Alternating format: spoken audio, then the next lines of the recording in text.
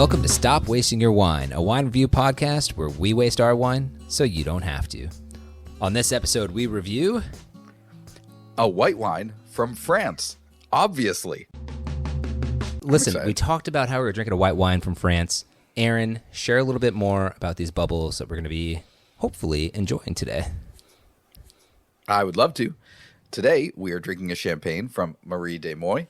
Obviously, non-vintage, as we know most champagnes that are in our price range aren't going to have the year on them. This is a Champagne Grand Cru. It's an ABV of 12%, and we got this for around $41. We've got the non-vintage in front of us, and I think we should go ahead and give this Marie de Moy Grand Cru Champagne a try. Aaron, since you just poured so much in there, you need to drink a little bit of that. It's just really activated. There's lots of bubbles now. No, I'm glad you did, because I will say, like, there is a distinct smell to champagne and sparkling, I think, in general, that, you know, we drink a lot of reds and we drink a lot of whites, and you're like, oh, this kind of reminds me of these other things. And champagne has such a distinct smell to it. It's like so much breadier, and there's just such a, you know, and Colin will have the better specific words, but it's this, I don't know, champagniness. It's a champagniness, you know, like you just know it. It's like deeper and richer, and it just has this very familiar scent to it. That's like, welcome back to New Year's. I'm excited. Fill me in, Colin, because you know what I'm talking about. That's what Aaron's getting on the nose. How about you, Colin? Yeah, 2 years in, Aaron's an expert at this point. No, I totally understand what you're saying. I'm joking around. Absolutely. It makes perfect sense. Yeah. That somehow made sense. I'm still not totally sure what you said, but in my mind, I'm like, God, this guy gets it. Nailed it. Well, one, I just want to say I'm glad my sniffer is back to almost 100%. Yeah, thank God. Welcome back. You feeling good today? I'm still a little stuffy, but I can smell this no problem. So I'm really excited about that. But yeah, like Aaron said, there's quite a bit of breadiness on this. I would absolutely agree with that. There's a really nice citrus, like lemon, on here, very lemony. And then I'm also getting a hint of almond, but it's not. It's almost essence of almond. It's not like you're eating a handful of almonds where you get or that fake almond extract taste. This is just kind of like almost like somebody spritzed an almond into this wine. And then maybe just a tad bit of vanilla in there as well. I think maybe the vanilla-iness is like kind of the part that like sticks out to me, because the citrus is there, and I didn't say citrus because it just feels like a different kind of citrus than when we drink like a Sauvignon Blanc or a Pinot Grigio. We always name like, oh, this is very citrusy, but like this has just that, and maybe it's the breadiness that balances it out, but it just it's weighted down by something else, which is very distinct. Yeah, maybe it's because I also think that it's pretty fruity on the nose as well. And the only other thing that I would call out there is a little bit of like an apricot. Yeah, that's 100%. That was the first thing that popped into my absolutely. My brain. I'm glad you said that, because I couldn't agree more. It is very apricot, delightfully apricot, I would say. Yeah. Really nice, fresh apricot. All right, let's give it a try. I'm going to keep with the order and go to you, Aaron. I mean, so much of what we named on the nose is there in the taste, just from like a balance standpoint. It's very, very nice. It has a nice body on it. Really great acidity. It's very crisp. Like this is like a very crisp champagne. And then getting a lot of that citrus, maybe a little bit more of like the appley green apple on the taste and the nose. But of course, like the breadiness too is really there. I couldn't point an apricot out in a lineup, so that's on you guys to let me know if that fell through. Joel, what do you think about the apricot since you called it out? I'm standing behind it. I think I like 100%. That call.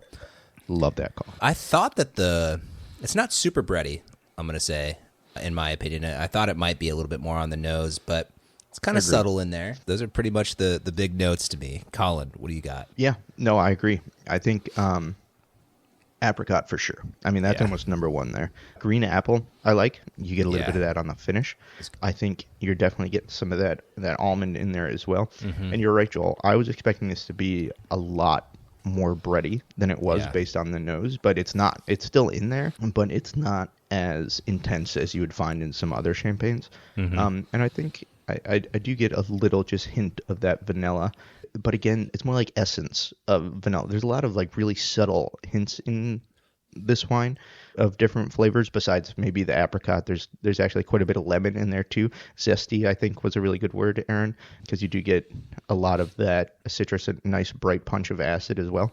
But yeah, no, I think there's quite a bit going on in here for sure.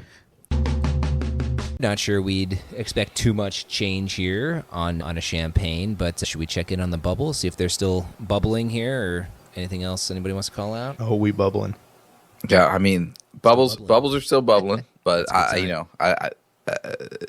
the champagne has not opened up much over the past hour because it is champagne. No, it's about the same. Yeah, but bubbles are still bubbling, and that's perfect because we can enjoy these as we roll into our reviews. Yeah, but did they like it? It's time for the review. All right, so since this is my bottle, I will reserve the honor of doing the last review of 2024. Wow. So I will go ahead and throw it to Aaron to kick us off. Okay. No, I'm gonna say this. I love this. I think this is a tasty champagne.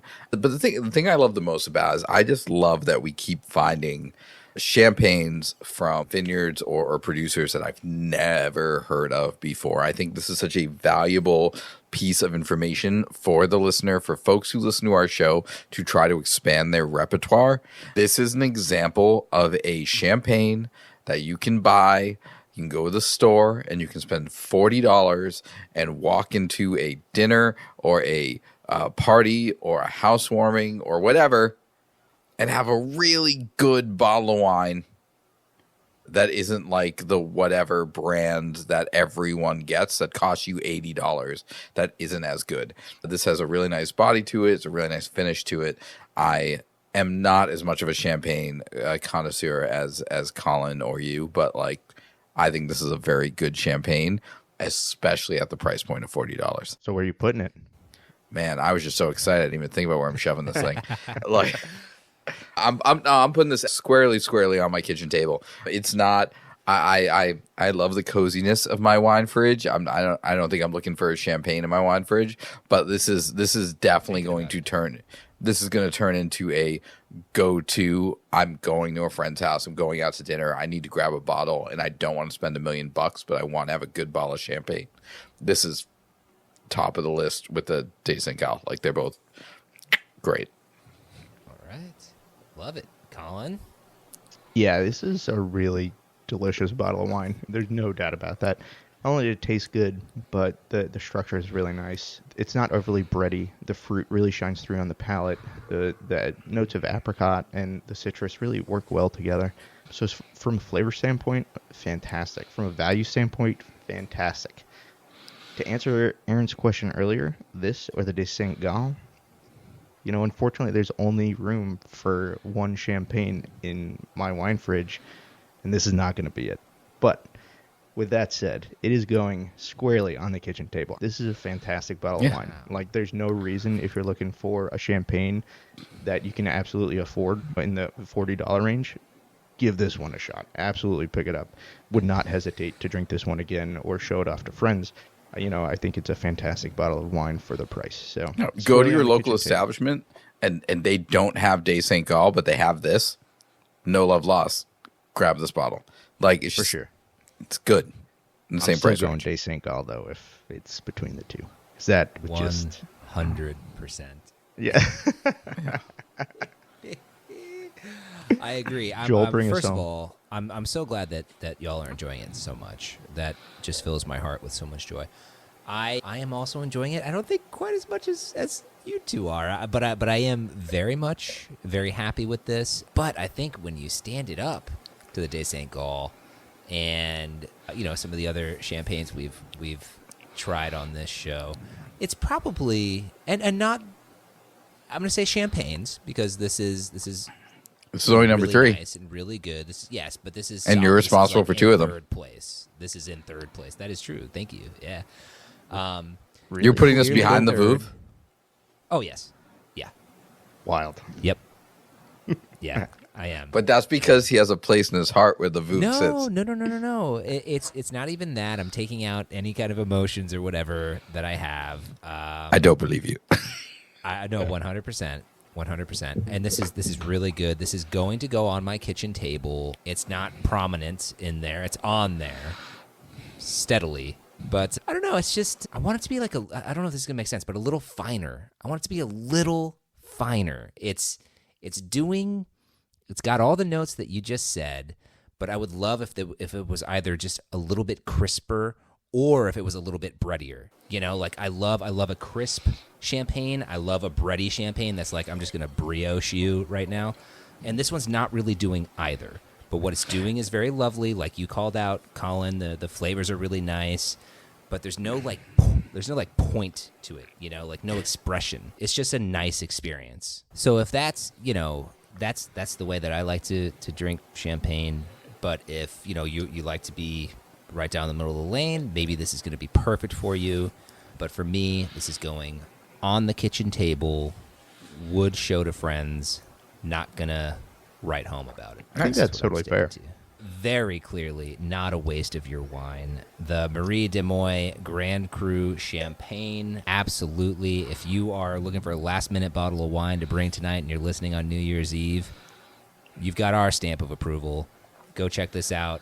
Bring it. Mm-hmm. We think you're going to have a good time. I would like to say, on that note, gentlemen, if we could just raise our glasses. Seriously. Raise our bubbles. Little cheers to you all.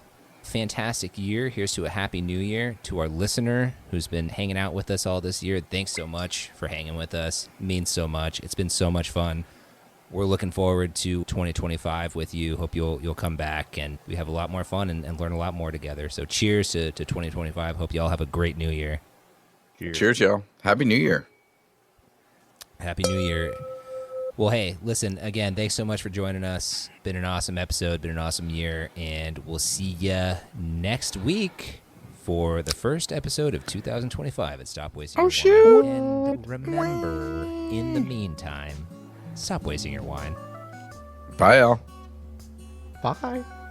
Well, You got to do it better than that. yeah, I'm gonna retake that one. Bye. I'm gonna retake that one. Take two, Last take one. two. Yeah, last one. Okay. Bye. There it is. Bye.